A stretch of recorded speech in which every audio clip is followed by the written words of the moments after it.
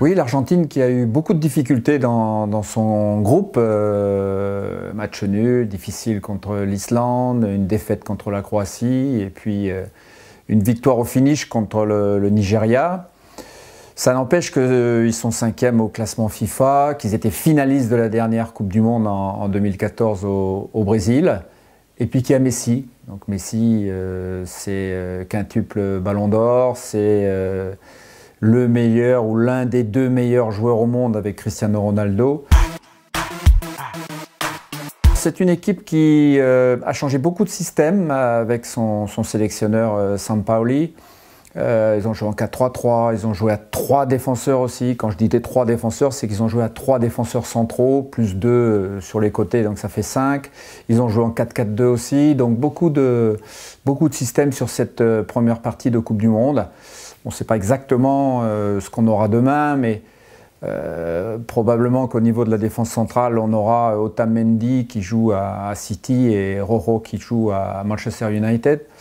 Devant, on aura Banega, qui est un excellent footballeur. On aura Messi, bien entendu, Higuaín probablement, Di Maria. Puis sur le banc, ils ont Agüero, ils ont Dybala. Enfin, ils ont des bons joueurs. Il occupe une position préférentielle plutôt axe droit pour rentrer sur son pied gauche. Mais c'est vrai qu'il dézone beaucoup et que c'est difficile de le prendre. Donc il faudra surtout qu'on soit apte collectivement, que le ou les joueurs qui seront dans sa zone soient aptes à le prendre. Il faut trouver la solution. C'est ce que recherchent toutes les équipes du monde depuis plus de 12 ans qu'ils jouent.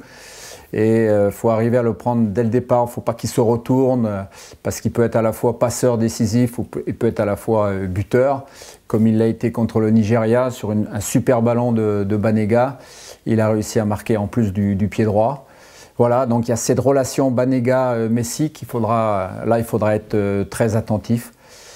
Mais c'est une équipe aussi qui joue et qui est capable aussi quelquefois de mettre en difficulté l'adversaire par son jeu de possession. Mais par contre, à la transition, si on arrive à aller vite dans la récupération, à partir de la zone intermédiaire, on peut probablement leur poser des problèmes. Il y aura aussi un aspect important, c'est le public argentin sera très nombreux. Il y aura probablement 25 ou 30 000 Argentins. On sera, nous, beaucoup moins nombreux. Mais je suis sûr que nos supporters vont beaucoup nous supporter également. Il y a un autre aspect, c'est l'aspect émotionnel.